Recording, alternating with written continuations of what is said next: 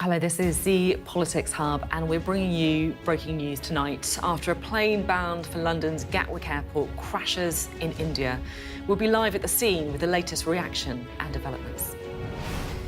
242 people were on board the Boeing 787 Dreamliner, which came down just seconds into its flight. 53 of those on board were British nationals. The King says he is desperately shocked by the crash. But there's been a miracle amid the horror tonight. One passenger, a British man, survived the crash and walked away from the scene.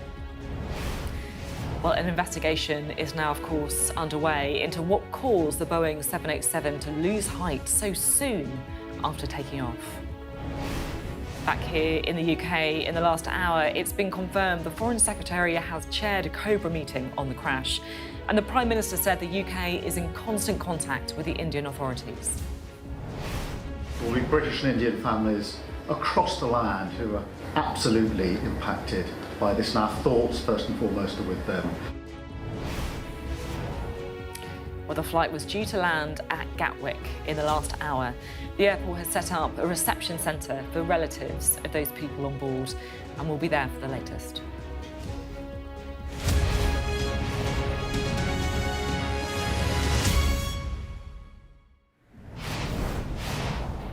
Hello, good evening. Well, over the course of today, details and reaction has been coming in after Air India Flight 171, a Boeing 787-8, came down just after 9 in the morning UK time, shortly after taking off. Well, let's just get an update, shall we, on what has happened today with this report from our international correspondent, Alex Rossi, and a warning, it does, of course, contain footage that you may find distressing. It was clear almost immediately that the Air India flight was in serious trouble. Less than a minute after takeoff, the aircraft began losing altitude before a massive explosion filled the sky. This CCTV footage shows what happened from another angle.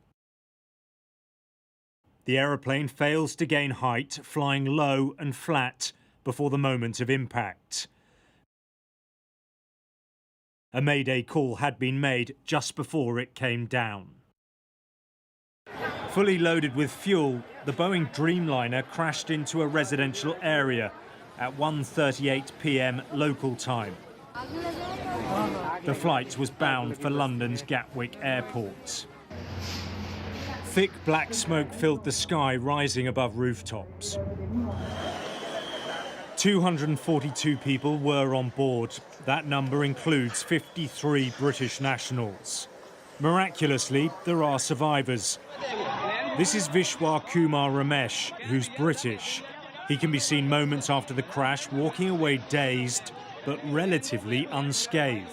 In the video, he tells people around him that he came off the plane. He was travelling with his brother, whose fate is unknown. At the family's home in Leicester, they're still trying to understand what happened. Even though we survived, yeah, it's a miracle. Like, still worried about my other brother. The airline has set up an emergency helpline for the relatives of those on board. At number 10, the Prime Minister paid tribute to the victims. There will be British and Indian families across the land who are absolutely impacted by this, and our thoughts, first and foremost, are with them. Obviously, the investigation is going on. We've dispatched an investigation team that's been deployed. The Foreign Secretary is leading on this, and we'll obviously update as soon as we can. But we're working with the Indian authorities on this to establish the facts. The scale of the tragedy has been compounded by its location, right in the heart of a built-up neighbourhood. Debris is scattered everywhere, with parts of the aircraft lodged in buildings. Photographs taken from inside housing used by medical workers show part of the plane's landing gear. In a dining room nearby, plates are still on tables, evidence that residents were eating when the aircraft tore through. Emergency crews are continuing to arrive at the scene as teams search for any signs of life and begin the grim task of recovering bodies. We are actively working with the authorities on all emergency response efforts. A special team of caregivers from Air India is on their way to Ahmedabad to provide additional support. The investigations will take time, but anything we can do now, we are doing. This has now become a coordinated response involving multiple agencies on the ground. Our priority is to rescue the injured and provide help in this emergency, and our team is working on it and we are on our way. At nearby hospitals, the scene is frantic. Casualties are being rushed in for treatment, many with severe injuries, and many, many more are expected in the hours ahead. The cause of the crash at this stage remains unknown. Aviation investigators are now beginning the long and complex process of determining what went wrong in what is already being called one of the worst disasters in India's aviation history. Alex Rossi, Sky News. We can cross now to our India correspondent Neville Lazarus, who is live at the scene of the crash for us. Neville, this is a devastating story. Just looking at the images of the destruction that has happened has been heart-wrenching. You were there now. What is it like? Sophie, it is absolutely devastating. Just beside me is a wing of the plane. It's charred, you know, it's sort of charred at the back. It's been separated from the rest of the body. Behind me, it's almost about 100 meters behind me, that building, I don't know if you can see it, the buildings behind me where this plane crashed into, and everything of that building is charred. The facade, it's damaged, it's all charred black and strewn all around this area for you know, at least 50 meters further to my right and about another 50 meters towards my left, where you can see these charred remains of this plane.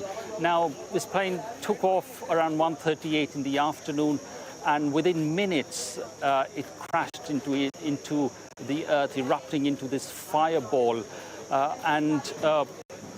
It's just evident out here to kind of see the devastation that has taken place. It is shocking in sort of terms of, though it is nightfall, we can still feel, and some parts of the plane is still smoldering further down the road onto my right. But looking at this, it is quite incredible how someone could survive this, but absolutely shocking for the rest of this country and heartbreaking, as Prime Minister Modi had mentioned earlier on, and how sad the whole country is. It's, yeah, heartbreaking is the word. I can't believe that is the wing of the plane that you were standing in front of. And it's obviously a very built-up area where the plane came down. It looks very busy behind you. Is this the rescue operation, the clean-up operation in action?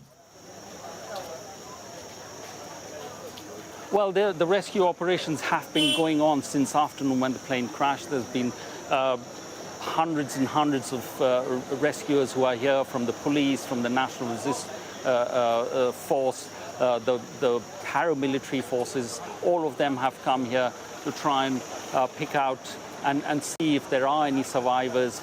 We did hear of one survivor, a miraculous survivor, who walked out of that inferno. But rescue work is still going on. We were at the hospital a while earlier. We did see ambulances coming in, bringing a body.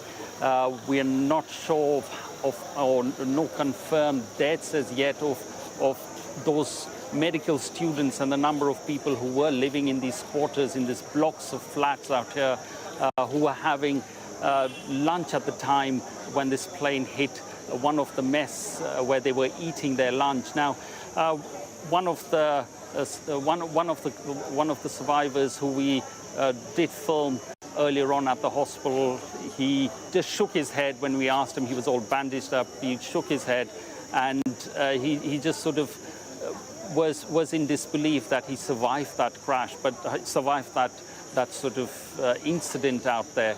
But I think this will take a long time for them to clear up because the debris has been strewn all across this region for meters on, and also the buildings behind me, which you can, I mean, it's nighttime, you can't probably see the charred remains of that building, but the facade is absolutely blackened out. Neville, you mentioned there the survivor, and this is the extraordinary part of this story, that in the midst of all this devastation, a man has survived. You managed to see him, to have some kind of interaction with him. Just talk us through what happened and how he seemed.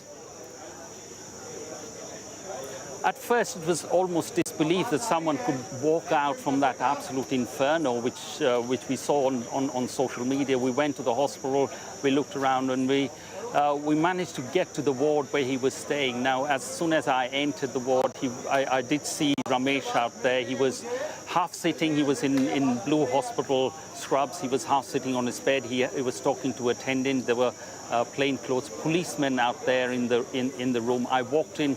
I introduced myself and I asked him how he was. He nodded, he acknowledged, he said in very low tones he was okay. He had some bruises on his face and his arms, but as soon as I wanted to talk more to him and ask him more details, I was ushered out by the policeman and the hospital staff. I did meet the doctor, Dr. Sharik, who sort of treated him as soon as he came to the hospital. Now, this man was brought to the hospital by people in an ambulance. The doctor told me that he looked fine. He just had a few bruises. He had a bit of a limp. He was mentally shaken, yeah, and he said you could imagine the kind of trauma that he would have gone through mentally coming out from that inferno, walking alive from that devastation that took place out there. And he said we did a quick check on him. He seemed to be all right now. He shifted into a ward, and probably he's in good condition. He'd walk out pretty much soon, and those are the words of the doctor who saw him first. Now, Ramesh looked to me. He was conscious. He was fine. He looked all right. He was talking. He was acknowledging. He was absolutely conscious when he was speaking to the others out there when I walked into the room, but absolutely a miraculous incident out there for Ramesh. Yeah, you say miraculous, and that really is the word. I mean, we see there standing in front of a building, the front of which has been destroyed. We see the destroyed wing of the plane behind you. And earlier today, you spoke to somebody who, in your words, kind of seemed all right, managed to survive. I mean, can you kind of put into any words, how extraordinary that has been? It's absolutely extraordinary. If you see the pictures which was there about in social media of this plane just plummeting into the earth, erupting into a fireball. When we were at the hospital, we were next to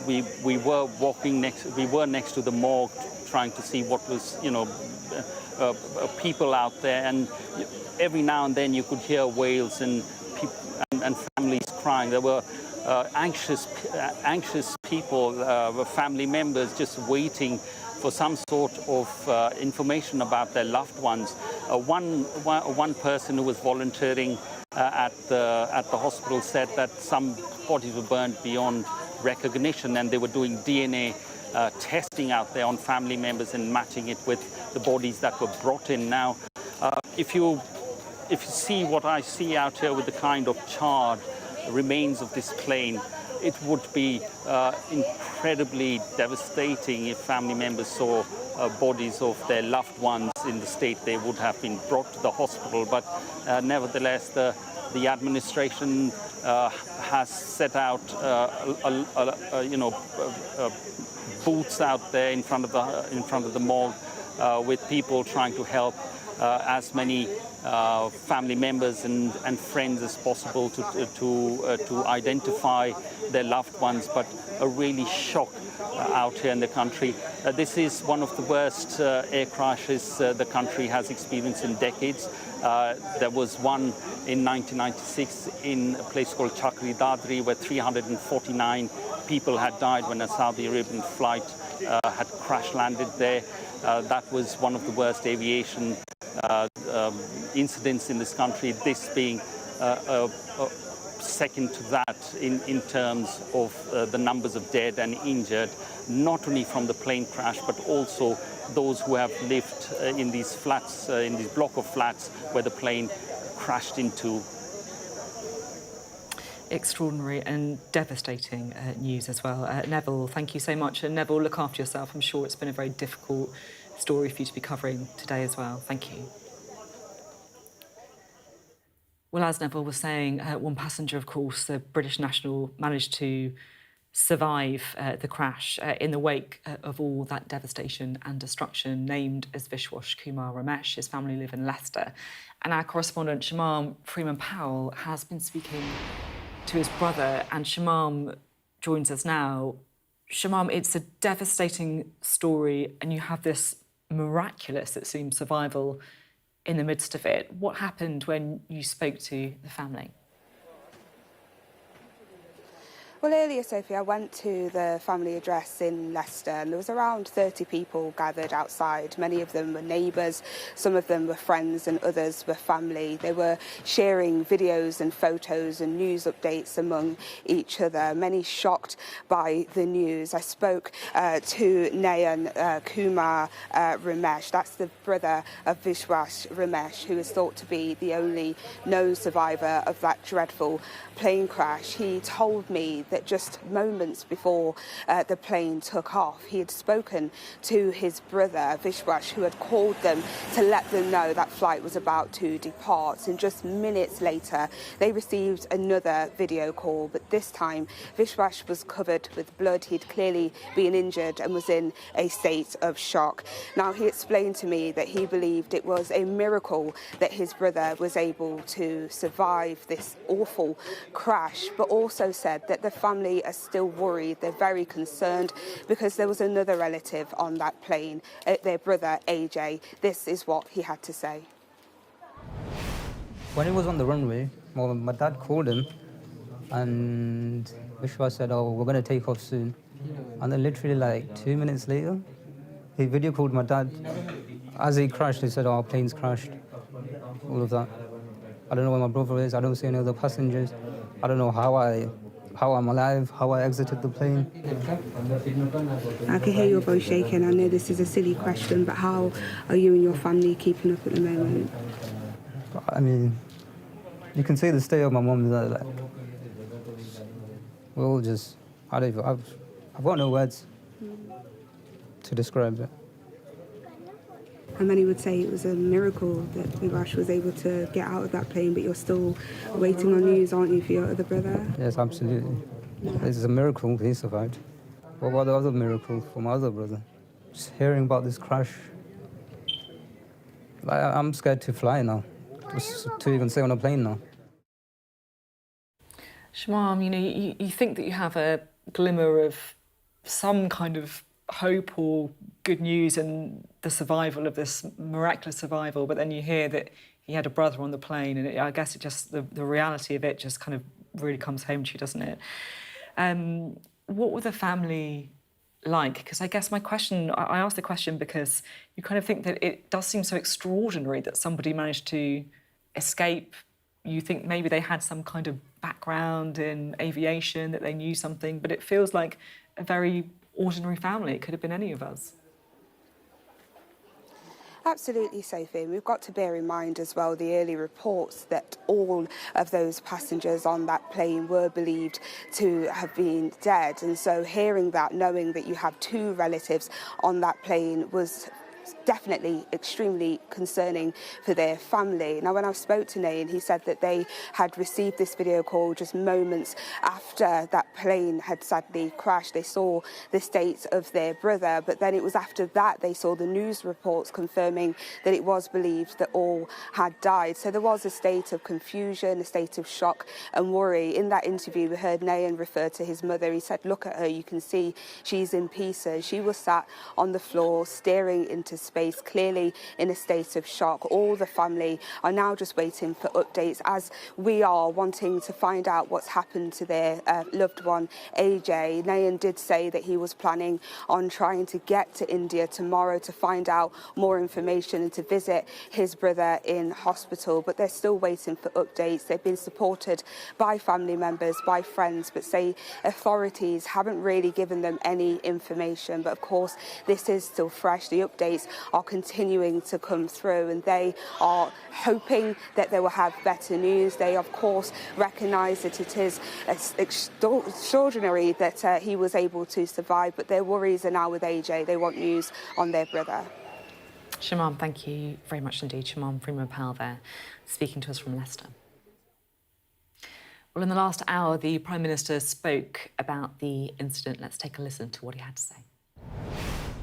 Well, the images and news from India is absolutely devastating, and I speak for the entire country in saying our thoughts are with each and every one of those involved. There will be British and Indian families across the land who are absolutely impacted by this, and our thoughts, first and foremost, are with them. Obviously, the investigation is going on. We've dispatched an investigation team that's been deployed. The Foreign Secretary is leading on this, and we'll obviously update as soon as we can. But we're working with the Indian authorities on this to establish the facts. I would say to all families, friends of anybody affected to please contact the Foreign Office for further information. Are you in contact at all with any affected families, and do you know anything more about this possible British survivor? And if I may, is there going to any plans for a Cobra?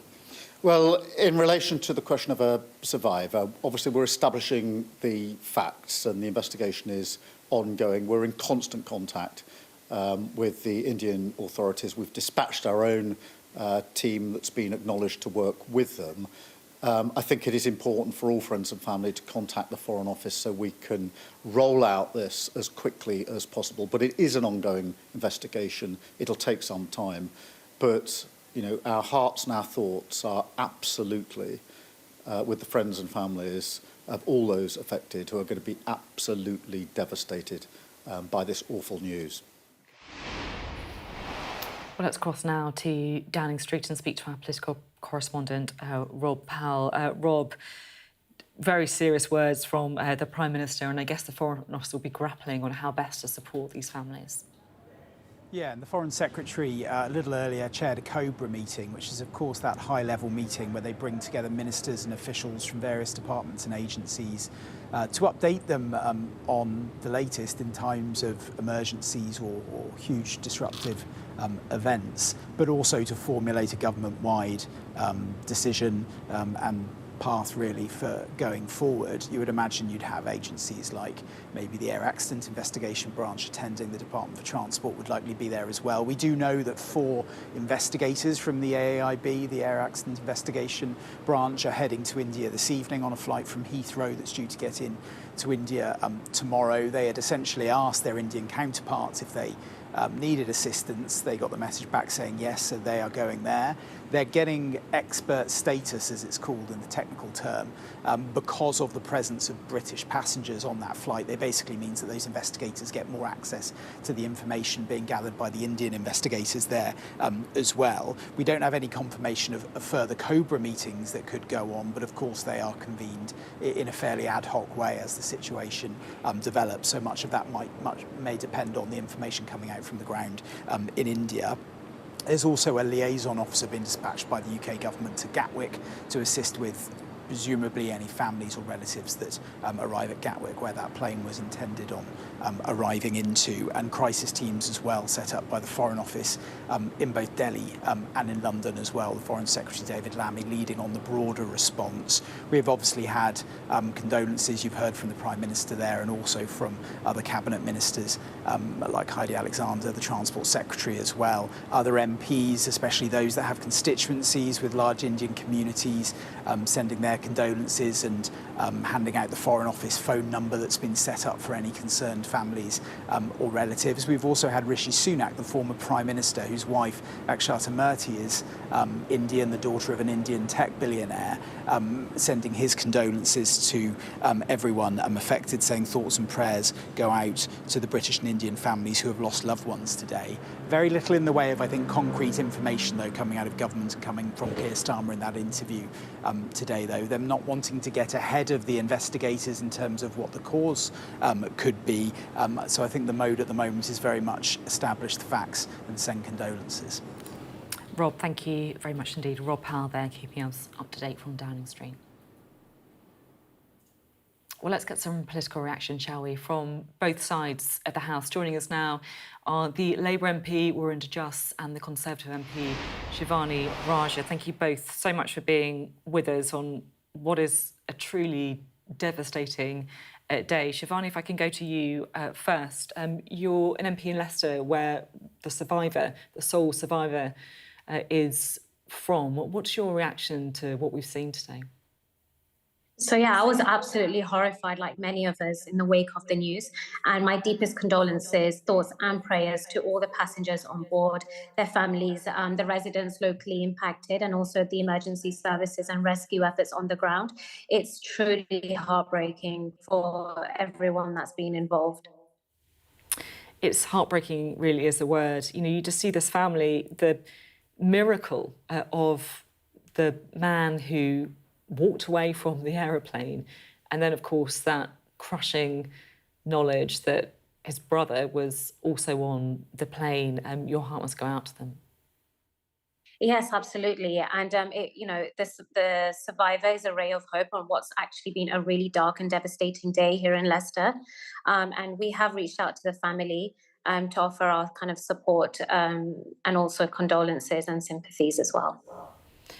Leicester is a place with a big Indian community, of course. How has the community been reacting today? So we all know aviation accidents are incredibly rare, but when they do happen, they are so dramatic and so tragic that it has left pretty much everyone feeling quite shaken up. This flight route in particular is very popular amongst my constituents. I've used it personally on many occasions. My family use it and my constituents use it. So it really did hit close to home. Yeah.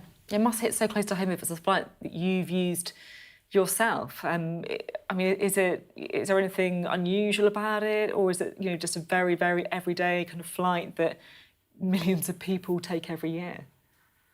Well, unfortunately, I myself have experienced delays on this specific aircraft due to various malfunctions, and I don't want to speculate. So, I will say this with that in mind. But I absolutely will be raising questions with Air India and the CAA and the Indian authorities regarding the safety measures of this aircraft. That's interesting. So you're going to go to these bodies on behalf of your constituents to try and get the answers that they will be looking for now? Absolutely.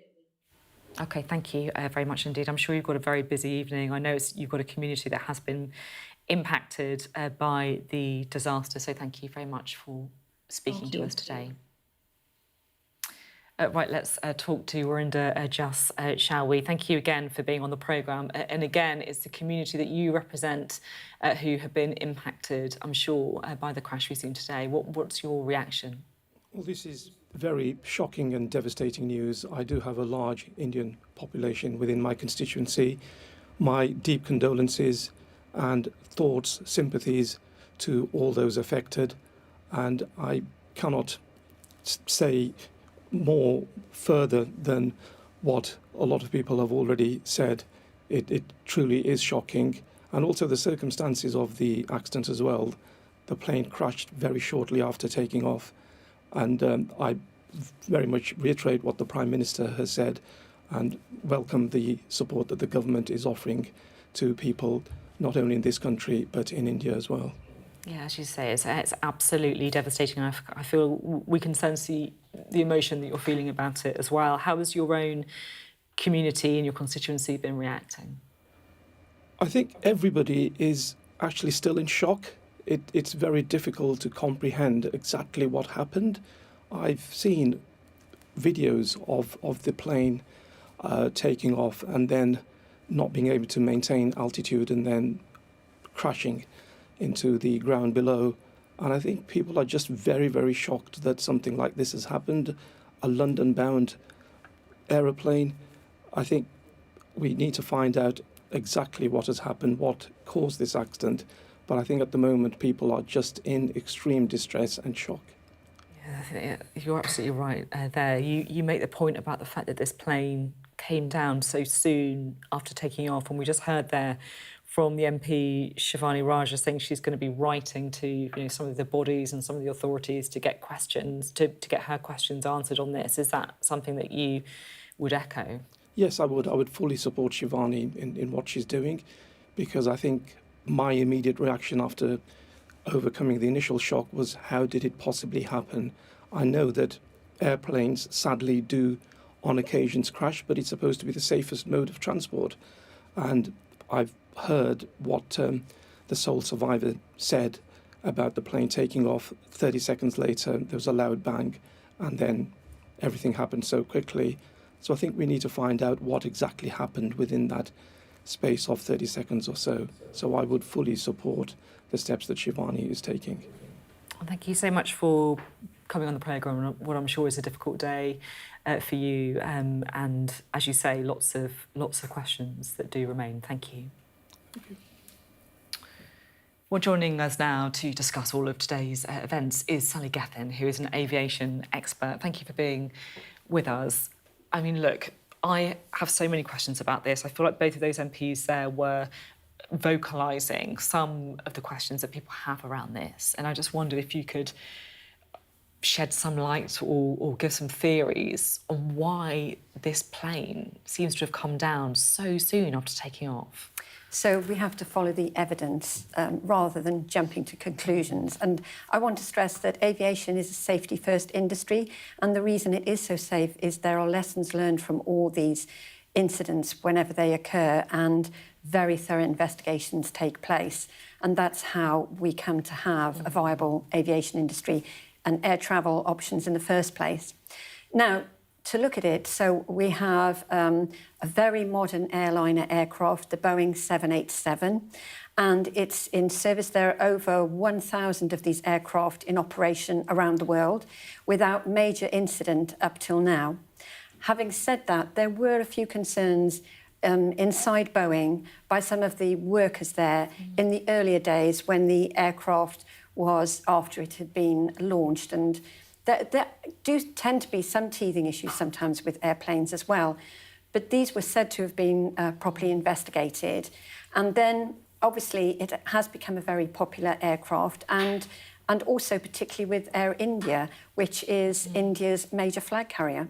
See, this is it. It's a very popular aircraft. I mean, I'm not an aviation expert, but everyone knows the kind of Boeing. It's like it's the one that everyone uses, right? And I guess my question is there any red flags about this particular plane or the footage that we've seen? Because there has been some speculation about the fact that it was at very low altitude. It didn't seem to be going up in the air after taking off. There's questions about whether it had its kind of like wings down slightly. What is there anything from looking at the picture of it taking off that caused concern? The immediate thing that occurred to me was how perfect the weather was. And in fact, the aircraft itself was flying at this point with the nose slightly up. Now, when it's trying to climb, ascending, it needs to be pitched up a little bit higher than that. It needs to show a higher angle of ascent. And obviously, at that point, it seems that the pilots potentially could not gain that altitude. Why they couldn't gain that altitude could be for any number of reasons. And then, of course, eventually it just drops, but it doesn't nosedive. I mean, there was a tragic incident with Ethiopian Airlines, and that was a different Boeing airplane type, but that one really did nosedive. But the reason that there was such a conflagration when it happened, so many flames, is because it was fully laden with fuel for the long flight that it had ahead. So that's why it burst into flames. And that would multiply the impact of that, obviously, as well. There have been some concerns, like I said, going back a little bit further in time with the batteries on Boeing airplanes. There were a couple of incidents after it had entered service with a couple of airlines of causing some issues there. And I mean, that was, sorted out at the time. But still, this aircraft type is in a relatively early stage. I mean, it only really came into being in the last, say, 15 years. And it's got a 30-year lifespan. So in a way, if there are any issues with that aircraft type, if it were related to the batteries or anything else, then it does take time for that aircraft to reach the end of its life cycle. I know this may be something that you can't answer because I completely appreciate what you say about having to follow the evidence and not just speculating. But you say that the issue is that it couldn't gain altitude, so effectively couldn't kind of go high enough. From what we see, do you suspect that this is due to pilot error or an issue with the actual aircraft itself, or is it just too soon to say? It really is too soon. It's really hard. And also, we'll find out probably in the next 30 days a little bit more, because the first thing that the investigators will look for is to retrieve the voice and data recorders, the so-called black boxes. From the conversations inside the pilot? Yes, and those boxes are put through destruction testing and are much more resilient, sadly, than an actual human being is. And they will reveal a lot more. And then a preliminary report should be issued at the end of the first 30 days, and then the full investigation and a full report about a year from now. Now, I need to ask you about the survivor, which feels like this miracle that has happened in the face of so much devastation. I mean, I'll be honest, I just cannot get my head around how, if you look at the footage of the complete devastation that this crash has caused, the fire, the buildings, the destruction of the aircraft itself, and yet someone is able to almost just walk away from the plane. I mean, how can that happen? Yes, and when things like what seat did that person have, that was the sweet spot, if you like, the unique position that they had on the plane. There are certain parts of an aircraft which are traditionally known to be a bit safer than others. For example, the rear of the plane is actually regarded as slightly safer than the rest of the cabin. But you use the word miracle, and the first thing that sprang to mind is that word was used in regards to an incident on the Hudson River in New York some time ago. It was called Miracle on the Hudson. In that incident, everybody survived because of the very quick response of the actual pilot. But, miracles do sometimes occur, and again, this is testimony to the fact that perhaps there is an answer to some of this, and that's what investigators will be looking at. It's interesting, you say there with the miracle on the Hudson River that was due to the actions of the pilot. It feels like this miracle is due to the actions of that particular passenger. I mean, I'm guessing that they must have found a way off the plane before the impact, before the fire, whether that's through a door or a window or something. Yeah, it's really hard to gauge. We don't know where on the airplane they were seated, and at this point in time, we don't know how the impact occurred initially.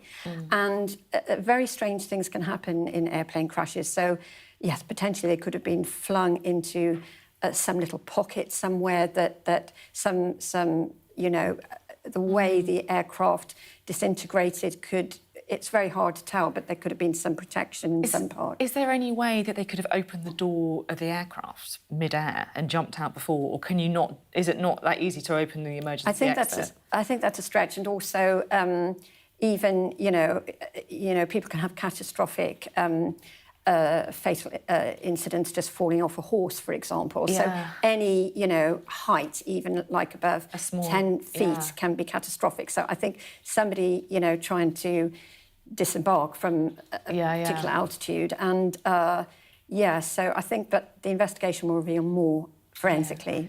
Do we know, so you mentioned there about the safe spots on a plane then. What is the current thinking on where is safest to be on a plane? Traditionally there is a school of thought that further back in the airplane, back in the cabin, more towards the rear of the aircraft affords greater protection.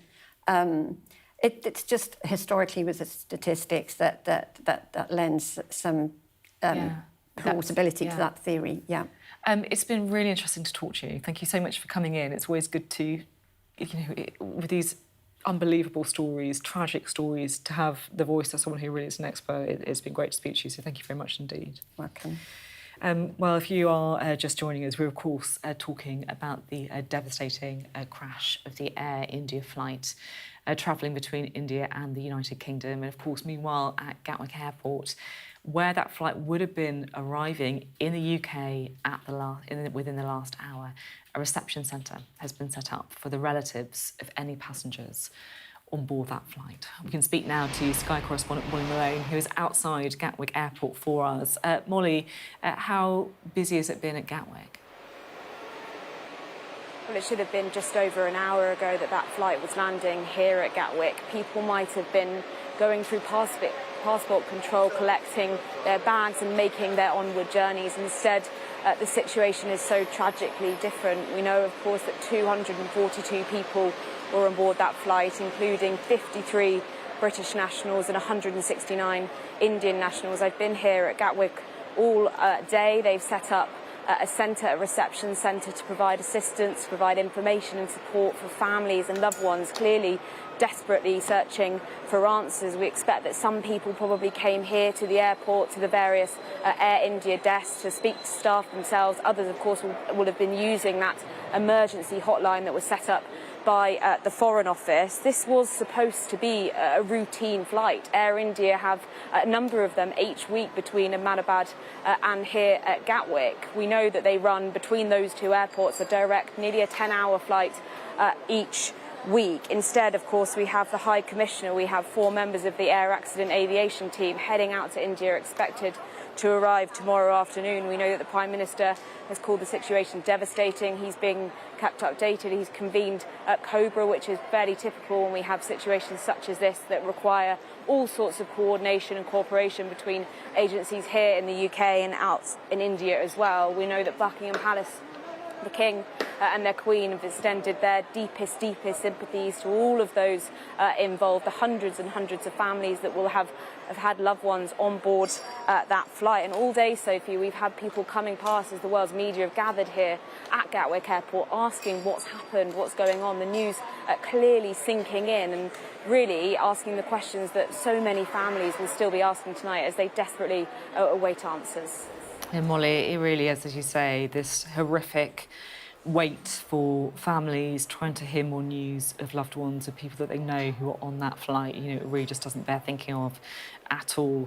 Whenever these incidents happen, despite the fact that, flying is always seen as something that is very safe, all the figures show, there will, of course, be that nervousness among people.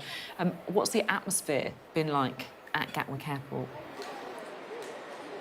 Oddly, actually, the activity has been fairly normal, as you'd expect at a busy international airport. People have been coming and going as normal, but clearly cameras and cameras lined up here, people really asking what's happened. It's devastating news and quite shocking for people that will be travelling, which will be making international flights. This is the UK's second busiest, second largest airport, and it's absolutely shocking news for everyone hearing exactly what's happened to those 242 people on board that flight. Yeah, it's devastating news. Molly, thank you very much indeed. Molly Malone there, bringing us the latest from Gatwick Airport.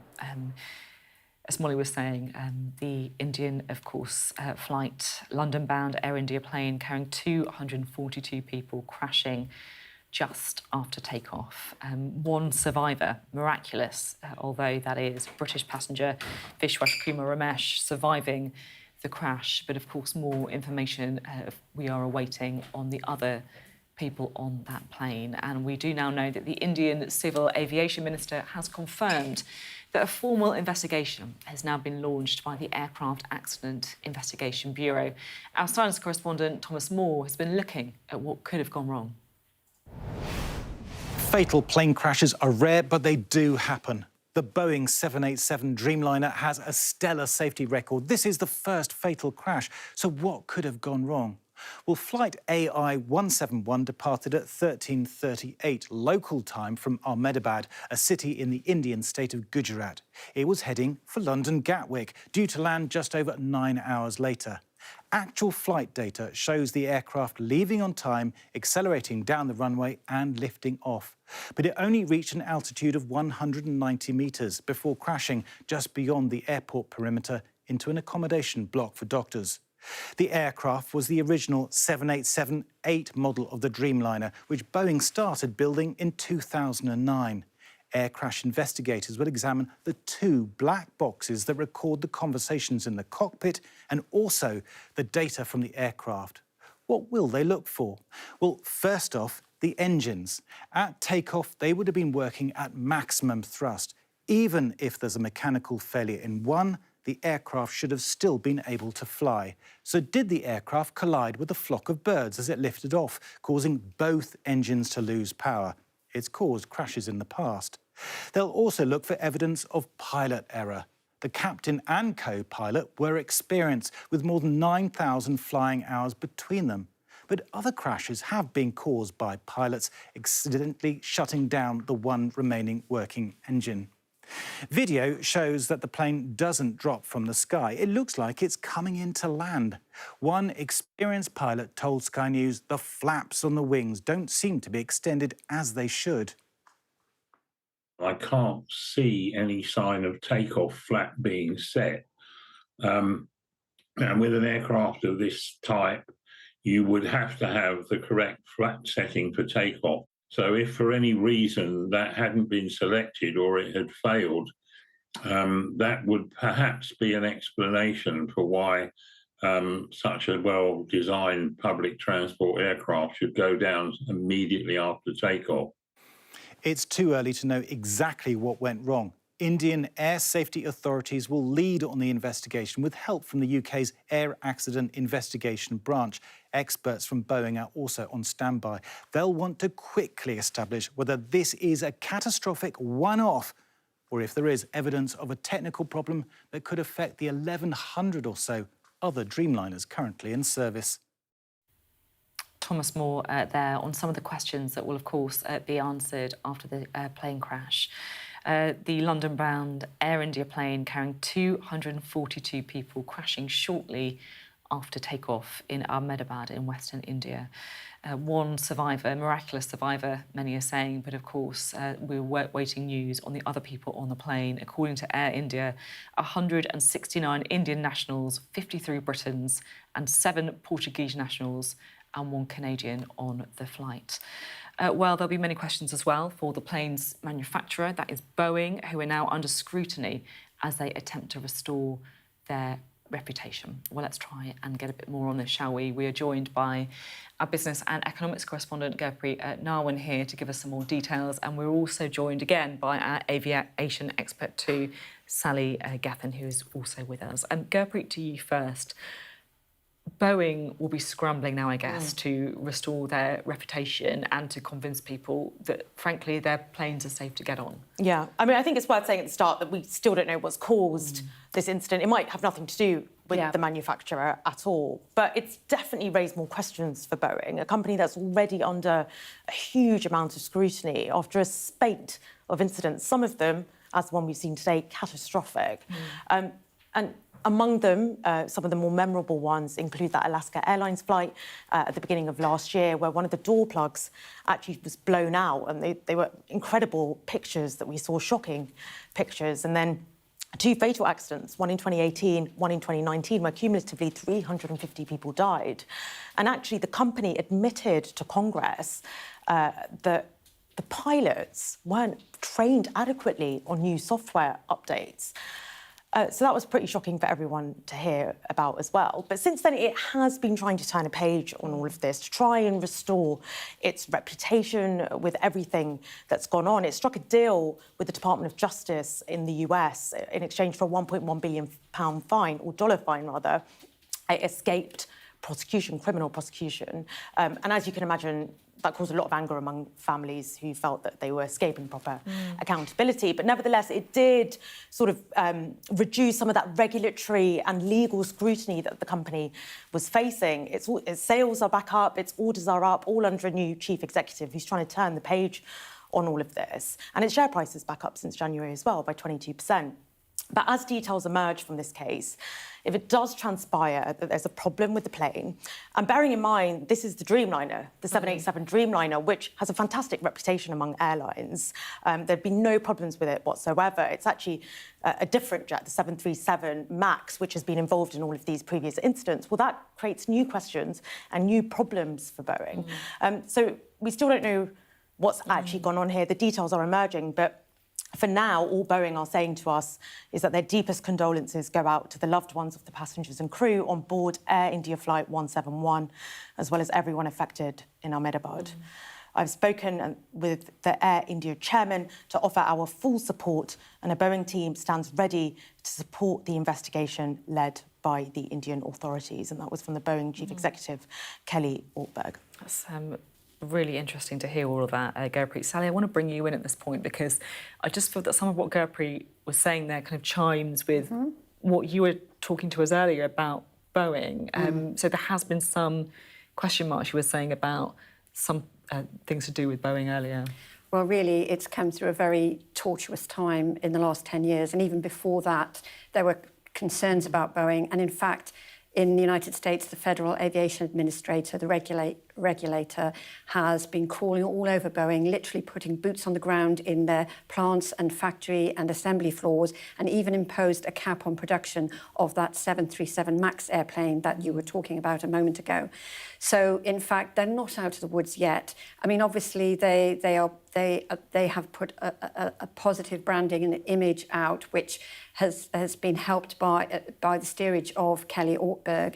And of course, that messaging was working. I mean, it's very recently President Trump was making positive noises about Boeing helping to secure it aircraft deals in the UAE and Qatar in particular.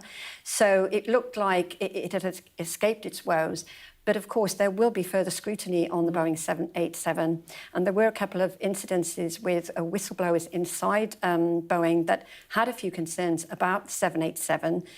And obviously, that will all be thoroughly explored and examined now to see, you know, what, if anything, could have gone wrong with the assembly of the Boeing 787 production line. It's interesting because we've been talking about kind of regulation and industry pressure, fines, etc. Do these kind of events ever have an impact on people actually buying tickets, buying flights, cost of demand, or not? There used to be a phrase, if it ain't Boeing, I ain't going in America, right? But now it's like, if it's Boeing, I ain't going. You know, that was the word on the street, as it were. More recently, it was actually being reversed from a positive into a negative.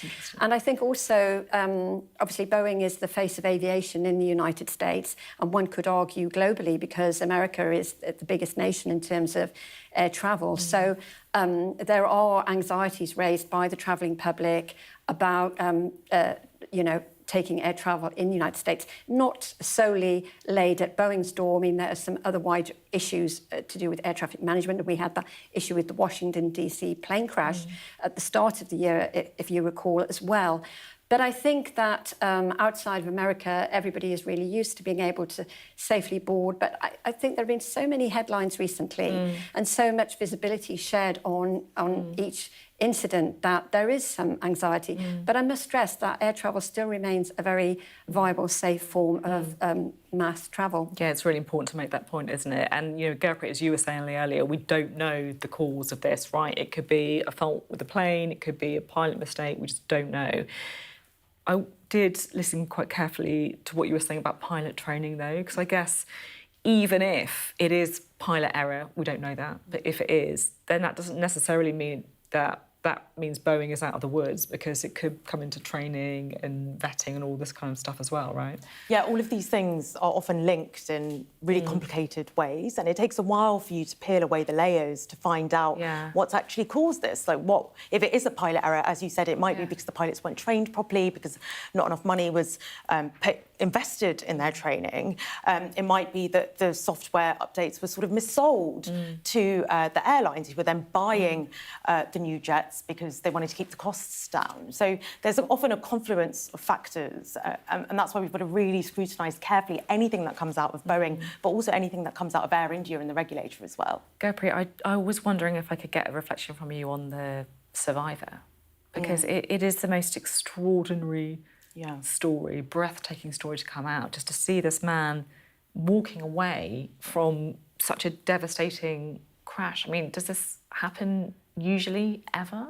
No, I mean, I was sitting in the newsroom when I saw the picture first flash up on local media, and obviously you don't really know. I don't know about the local media. I don't know if I can trust it. I don't kind of follow the news there, and I didn't believe it. Yeah. I thought that just can't be right. And I was having a conversation with some of our colleagues, and we've all sort of in disbelief that this could be the case. And it's truly astonishing. And what struck me is the picture of him just walking away, looking almost totally unscathed. It's extraordinary. It's extraordinary because you hear, like you say, I didn't believe it at first, and you first think, oh my goodness, you know, he may be in like a really, really bad way, and then you just see him just walking. I mean, the guy looked like he was in shock, right? Which I'm sure he must have been. But that footage that I think we can show now of the man there gesturing to people, reacting to people. We know that he met our reporter Neville Lazarus in the hospital as well. Truly a miracle, and these things really don't happen very often at all. Can I just say thank you both very much for your analysis and for bringing us up to speed on so many elements of this very fast-moving story. Thank you very much indeed. Well, it has been an extraordinary day, a devastating day, of course, and so many people on board that plane on Boeing. We've been speaking about the miracle that happened today as well, and the family of the British man who somehow escaped this morning's Air India plane crash say that he has no idea how he walked away from the disaster. They spoke to him, he video called them just after it. Vishwas Kumar Ramesh is believed to be the only survivor from the Gatwick-bound aircraft, and tonight we have been hearing from his family, who are from Leicester. When he was on the runway, my dad called him, and Vishwas said, oh, we're going to take off soon. And then literally like 2 minutes later, he video called my dad. As he crashed, he said, oh, our plane's crashed. All of that. I don't know where my brother is, I don't see any other passengers.